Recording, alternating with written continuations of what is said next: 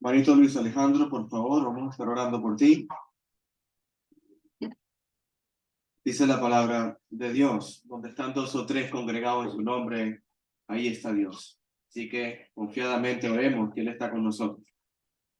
Padre, que moras en supremas alturas, mi Señor, tú, el creador de los cielos de la tierra, tú con tu Hijo Jesús que hicieron esta creación hermosa, como el alfarero, Señor, le dio forma a todo esto que llamamos planeta Tierra, Señor, y llamamos casa. Aunque somos peregrinos, te doy gracias por este momento.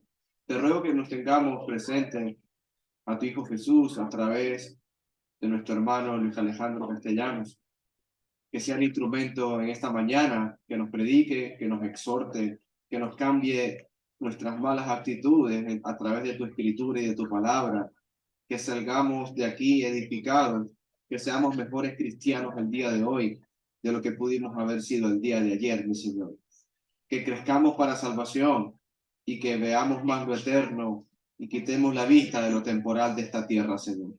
Te rogamos especialmente por Luis, dale palabra de sabiduría, entendimiento y comprensión de tu escritura, y a todos nosotros concentración, y que nuestra mente, nuestro cuerpo, nuestra ser, todo esté dispuesto a escuchar tu palabra y nuestros pensamientos sean los tuyos, mi Señor. En nombre de Jesús. Amén.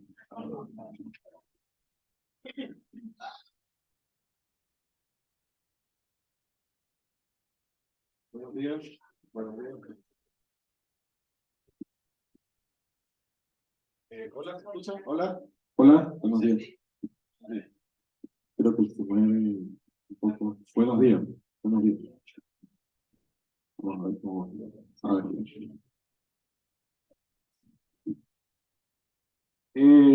Durante estas semanas hemos estado hablando sobre la familia. Esta, de familia entendida como padre, hijos. Pero la mañana de hoy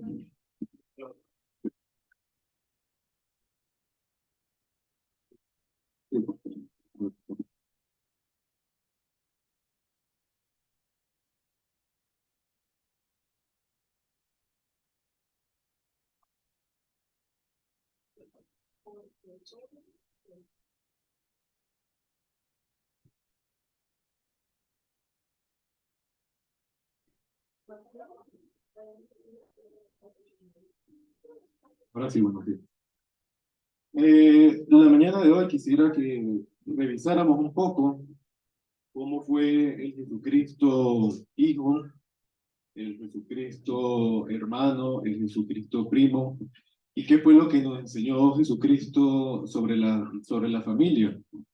Y el punto central quisiera con el que quisiera que nos quedáramos es que la iglesia misma, Jesucristo, con la muerte de Él y Dios con todo su plan de salvación para nosotros, se ha creado una familia o ha extendido el concepto de familia más allá del padre, de la madre, de los hijos, de los mismos hermanos de sangre.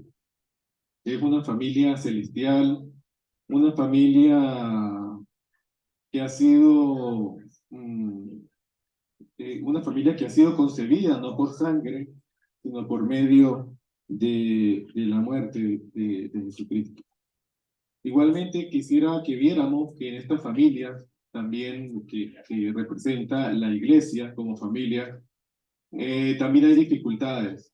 Una familia donde también hay desencuentros, una familia donde hay muchas personas que somos diferentes y que podemos ver las cosas de una manera diferente. Una familia donde hay que aprender a manejar los conflictos bíblicamente, no como nos puede decir el mundo, no como nos puede enseñar el mundo, sino de la manera que nos enseña la palabra. Para comenzar, quisiera que fuéramos a la escritura central de este mensaje, en Mateo capítulo 12, por favor. Vamos a revisar Mateo capítulo 12. Vamos a leer desde el versículo 46. Dice el título de la lectura, La Madre y los Hermanos de Jesús. Versículo 46. Mientras él estaba aún hablando a la gente, su madre y sus hermanos estaban fuera y querían hablar con él. Y le dijo uno, he aquí que tu madre y tus hermanos están fuera y quieren hablar contigo. Respondiendo él, al que le decía esto, dijo, ¿quién es mi madre y quiénes son mis hermanos? Y extendiendo su mano hacia sus discípulos, dijo, he aquí mi madre y mis hermanos. Versículo 50, porque todo aquel que hace la voluntad de mi Padre que está en los cielos, ese es mi hermano, mi hermana y mi madre.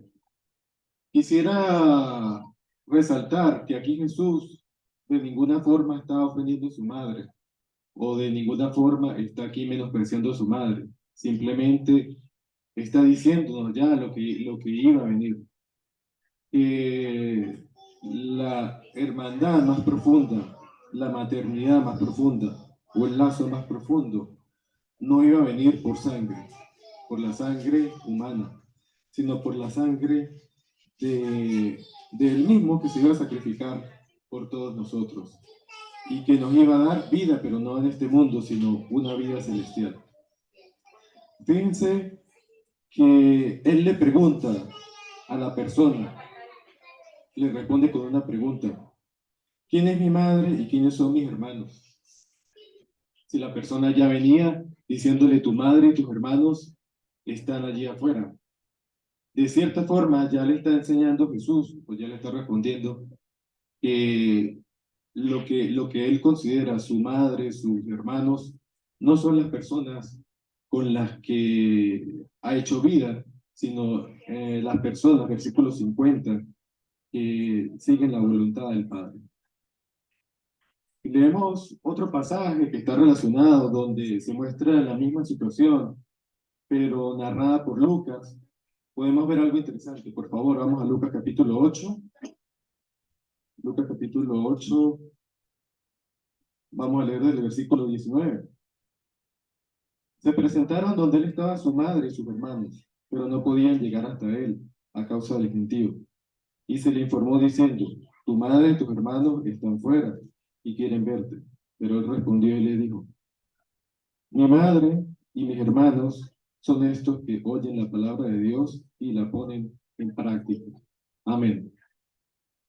El hecho que está enseñando Jesús aquí es que la relación que él aspira a tener con las personas no es por el origen sanguíneo que tiene, sino por el anhelo o por la voluntad que él quiere en las personas de que sigan la palabra de Dios.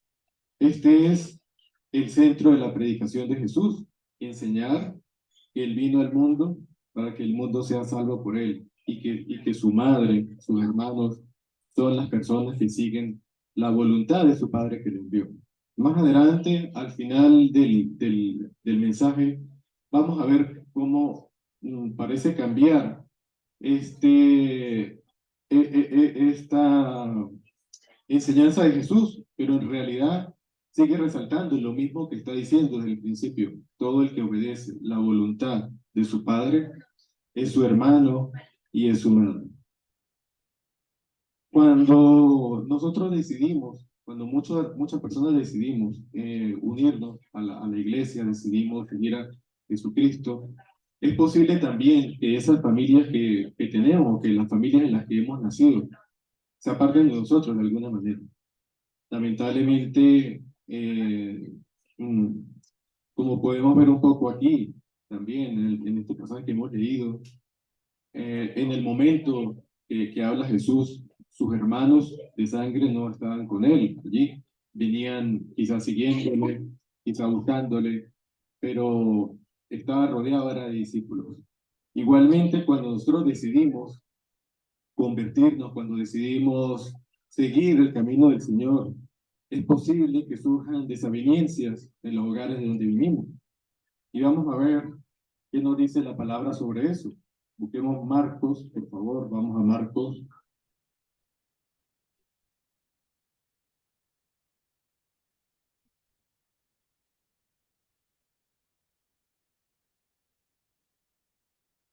Marcos capítulo 6, versículo del 3 al 5.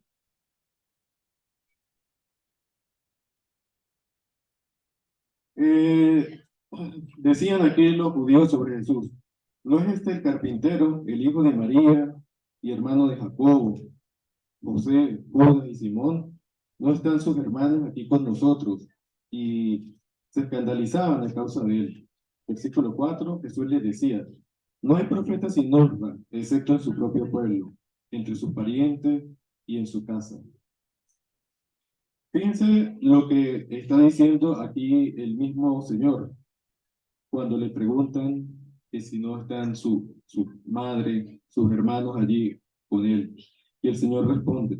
La pregunta la hace de una forma de querer menospreciar, en una forma de decir: este carpintero, ¿qué nos va a enseñar? Este carpintero, ¿qué va a saber si mira aquí a sus hermanos y a su madre? Pero Jesús enseña, y aún inclusive en su mismo caso, no hay profeta sin honra, ni siquiera, dice, en su propia casa. Yo me pregunto, Jesús obviamente tenía primos, Jesús tenía tíos, Jesús eh, tenía familia sanguínea. Ahora, la Biblia, el centro de la Biblia es nuestra salvación, no es contarnos la vida de Jesús como tal, pero seguían en realidad la familia de Jesús, seguían a Jesús como familiar, le seguían por lo que él enseñaba. No, no lo dice la Biblia en muchas partes y es mejor no hablar más allá de lo que la Biblia enseña. Pero podemos ver que ya el mismo Señor nos decía que aún en su propia casa hay profeta con honra.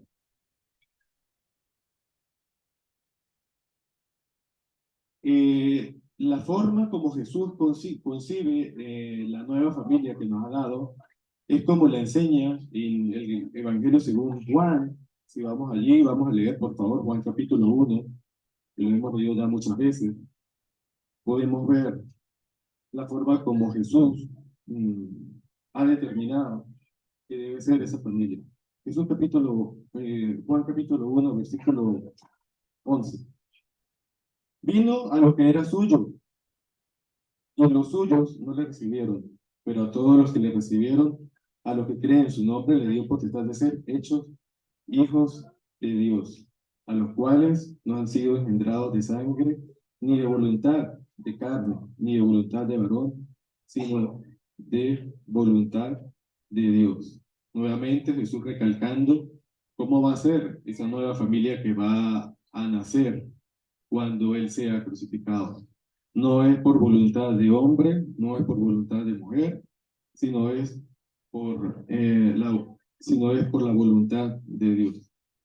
Muchas veces cuando venimos aquí, todos los domingos, escuchamos palabras, escuchamos la clase, excelentes clases, este mes, lo que va de la familia, escuchamos la predicación, muy buena predicación sobre la familia. Y es importante escuchar, es importante estar sentado aquí, pero más importante es salir de aquí con la intención de poner en práctica lo que escuchemos. Dice que la palabra, que no seamos solamente oidores, sino que seamos también hacedores. Hasta este punto hemos establecido que la forma como Jesús va a dejar esta nueva familia de fe es por medio de su sacrificio. Entonces tenemos que creernos que todos aquí somos hermanos, ¿no? Amén. Amén. Tenemos que creer que hemos muerto al hombre viejo, al hombre antiguo, y hemos nacido con Cristo, y que ahora el hermano que tengo sentado a mi lado me debe importar. Ese era el primer punto que quería establecer, que somos hermanos. La intención o el anhelo por el que estamos aquí es porque cuando Jesús venga, vamos a estar en los cielos y nos vamos a ver unos con otros. Así que ese primer punto creo que ya lo hemos establecido. Ahora vamos a ver qué podemos hacer nosotros aquí mientras estemos en la tierra para cuidar de esa familia, como lo han explicado mis hermanos que han antecedido en el estudio de la familia sanguínea, de la familia de hombre y de mujer. También es necesario que cuidemos esta familia, que es espiritual, esta familia de la fe. Vamos a ir, por favor, al libro de Romanos, capítulo 8,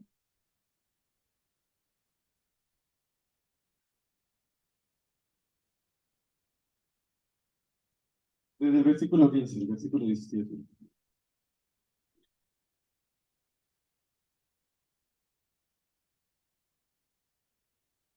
Pues no habéis recibido el espíritu de servidumbre para recaer en el temor, sino que habéis recibido el espíritu de adopción como hijos, por el cual clamamos a Padre. El espíritu mismo da juntamente testimonio a nuestro espíritu de que somos hijos de Dios. No, en realidad que continúa aseverando que somos hijos de Dios. Vamos ahora sí a ver cómo necesitamos nosotros cuidar este cuerpo, cómo necesitamos nosotros cuidar esta familia celestial, que somos todos nosotros que estamos sentados hoy aquí, uno al lado del otro. En Génesis capítulo 4 ocurre algo que me llama la atención desde el principio, que Dios creó todo. Génesis capítulo 4, vamos a leer del versículo 8. Aquí está hablando, aquí está ocurriendo la situación de Caín y Abel.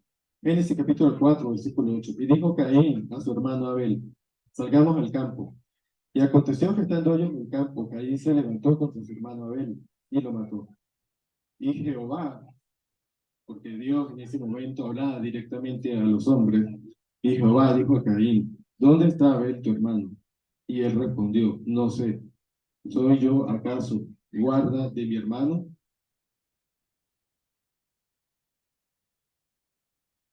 ¿Podemos acaso nosotros hoy, como miembros de esta congregación, responder lo mismo cuando pensemos un hermano que nos está congregando, un hermano que tenemos 3, 4, 5 domingos sin verle, un hermano que no sabemos nada de él?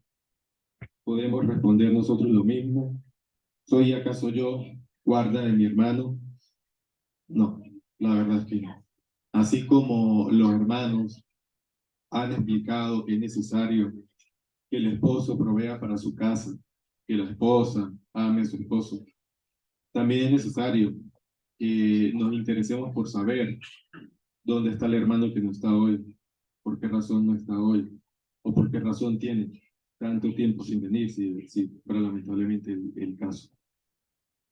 Santiago capítulo 2, por favor, acompáñenme allí.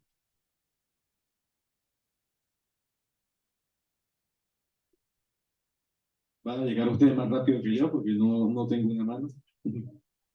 Santiago capítulo 2, versículo 14. Hermanos míos, ¿de qué sirve que alguien diga que tiene fe si no tiene obras? ¿Acaso podrá esa fe salvarle?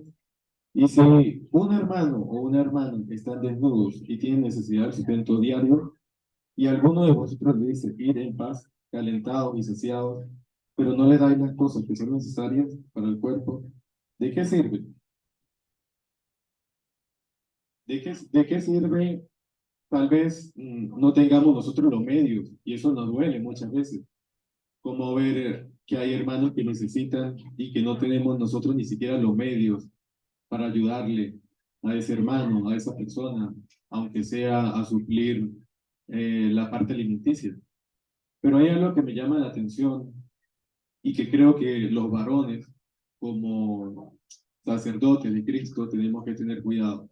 Muchas veces, cuando se nos dice que oremos por un hermano, cuando se nos piden que oremos por alguien, lo pasamos por alto.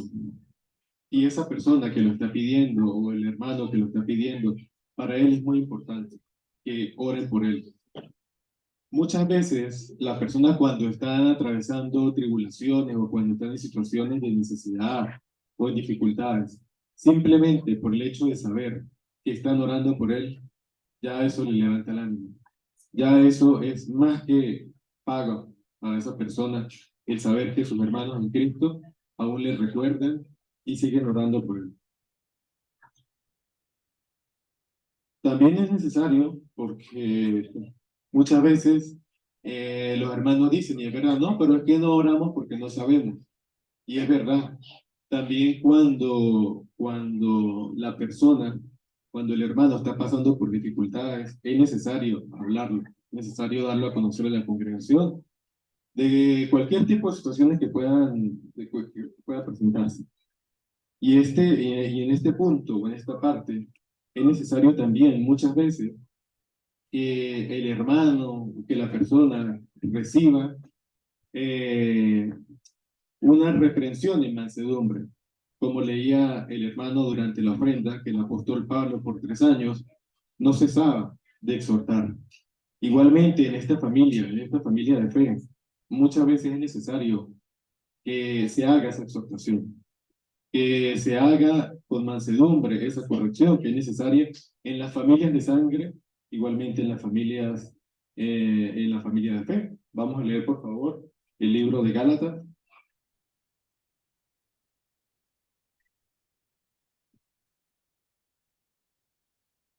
Gálatas capítulo 6, por favor. Vamos a leer desde el versículo 1. Hermanos, si alguno es sorprendido en alguna falta, vosotros los que sois espirituales, restauradle con espíritu de mansedumbre, considerándote a ti mismo, no sea que tú también seas tentado. Sobrellevad los unos las cargas de los otros y cumplid así la ley de Cristo. Porque el que crece en algo, no siendo nada, se engaña a sí mismo. Así que cada uno someta a prueba su propia obra y entonces tendrá motivo de gloriarse solo respecto de sí mismo y no con respecto a otros. Porque cada uno llevará su propia carga. El que está siendo instruido en la palabra, hágase partícipe de toda cosa buena al que le instruye. No os dejéis engañar, de Dios nadie se mofa, porque todo lo que del hombre siembre, esto segará. Porque el que siembra para su carne, la carne cosechará corrupción, mas el que siembra para el espíritu, del espíritu cosechará vida eterna. No nos cansemos pues de hacer el bien, porque a su tiempo cosecharemos y no desfalleceremos. Así que, según tengamos oportunidad, hagamos el bien a todos y mayormente a nuestros familiares en la fe. Fíjense que la palabra comienza exhortando a que si alguien es sorprendido de una falta, sea restaurado con mansedumbre. Y eso es algo que tenemos que entender también como miembros de esta congregación, como hermanos, como miembros de una familia de fe, como miembro de una familia espiritual, que cuando el hermano te exhorte, cuando el hermano te instruye en algo, no lo está haciendo porque se crea superior, sino porque te ama. Lo hace por amor. Y el pasaje termina igualmente en el versículo 10, enseñándonos nuevamente que tenemos que cuidarnos unos de otros. Dice, así que, según tengamos la oportunidad, hagamos el bien a todos y mayormente a nuestros familiares en la fe. Es necesario entonces eh, estar atento a ese hermano, conocerle, conocer las necesidades, tratar en lo posible de ayudarle, pero también es necesario que ese hermano que está pasando por una situación la presente a los demás hermanos, por lo menos para que oren, por lo menos para que tengan conocimiento de la situación, porque la verdad es que no, si la persona que está pasando por dificultades no lo presenta a la congregación, no lo presenta a su familia, pues no hay forma de enterarse. Otro aspecto que quisiera que viéramos esta mañana, que me llama la atención, que muchas veces dentro de las familias hay gente que no le habla a su padre, o hay gente que no le habla a su madre o a su hermano. Y yo creo que eso no es posible. No es posible decir, no le hablo a mi padre de sangre o no le hablo a mi madre de sangre. No estás bien. Si estás en esa situación de que no hablas con tu hermano o que no hablas con tu primo, simplemente creo que desde el punto de vista humano inclusive no, no andas por el camino que es. Igualmente ocurre en la congregación.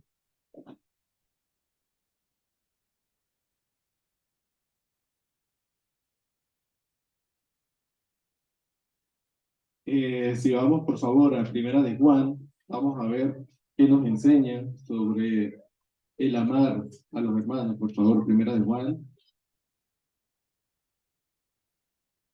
Vamos a leer desde el capítulo 3, primera de Juan capítulo 3, versículos 9 al 10.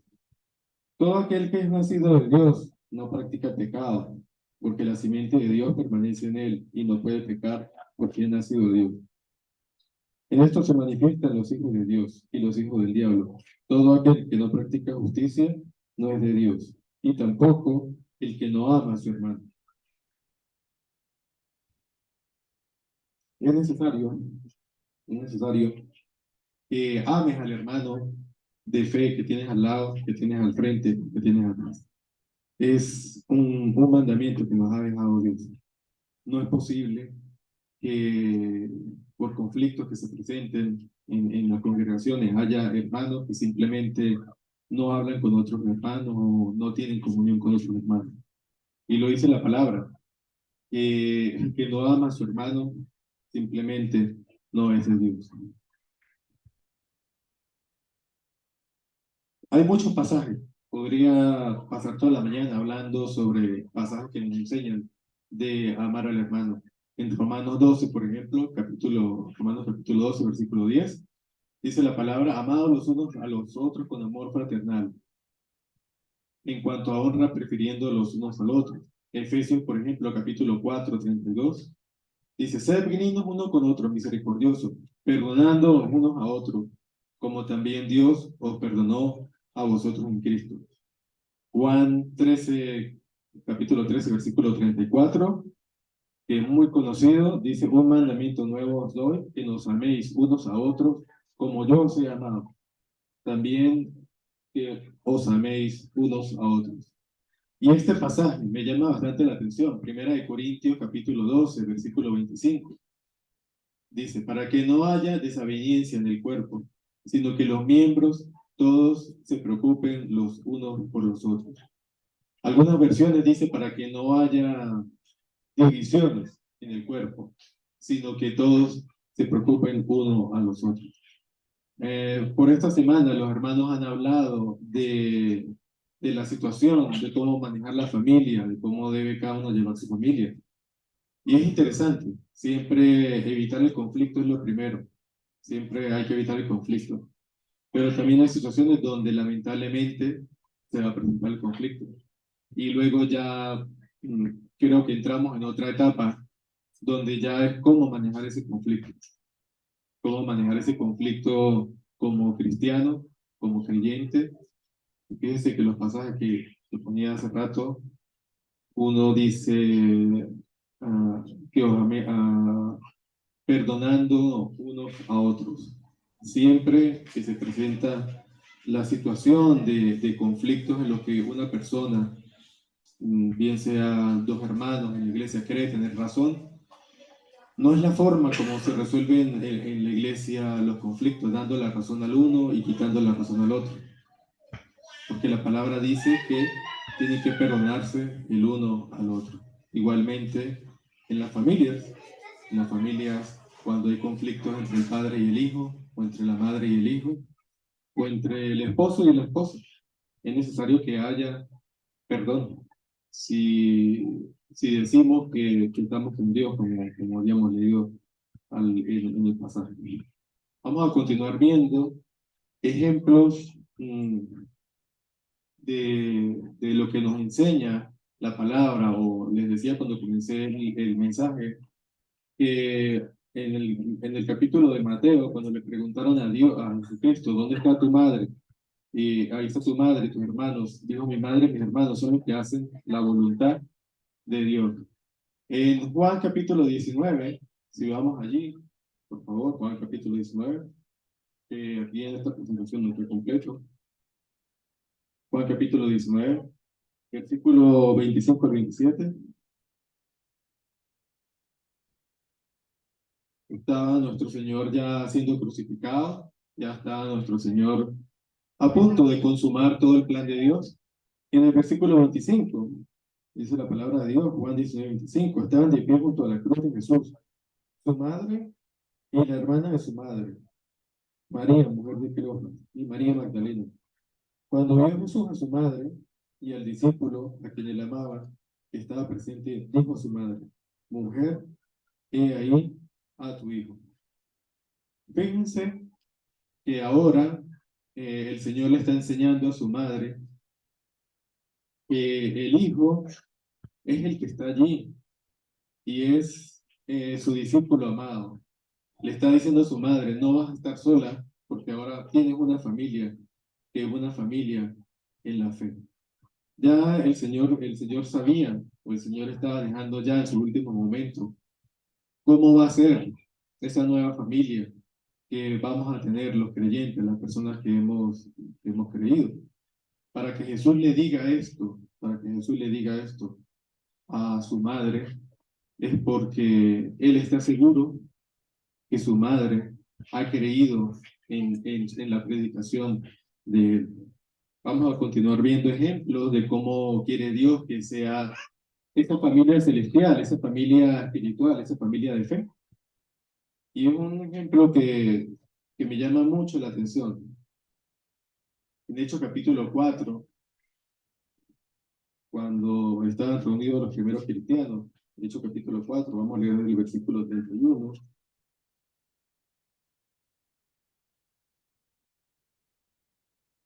Cuando acabaron de orar, el lugar en el que estaban congregados tembló y todos fueron llenos del Espíritu Santo y hablaban con de nuevo la palabra de Dios. Versículo 32. Y la multitud de los que habían creído era de un corazón y de un alma, y ni uno solo decía ser suyo propio nada de lo que poseía, sino que tenían todas las cosas en común. Y con gran poder los apóstoles daban testimonio de la resurrección del Señor Jesús, y abundante gracia había sobre todos ellos. Fíjense lo que dice el versículo 32. Tenían todas las cosas en común. Es la forma como Jesucristo, es la forma como el Padre quiere que sea esa familia espiritual, como sea esa familia, como sea esa familia de fe. Una familia donde todos estén atentos de cada uno, donde todos conozcan las necesidades de cada uno, donde todos sientan el dolor que puede estar pasando uno de esos hermanos.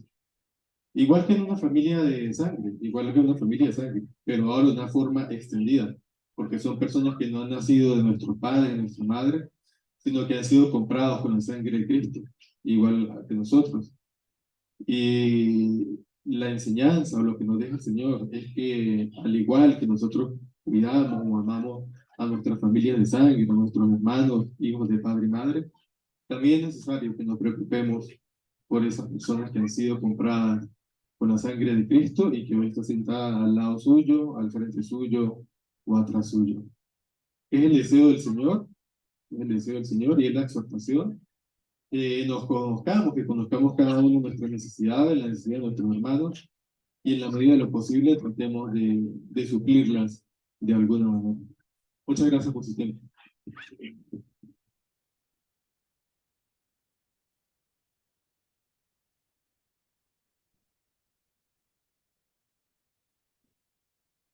Bueno, muchas gracias por a nuestro hermano. Pongámonos en pie, vamos a hacer una oración para irnos despidiendo.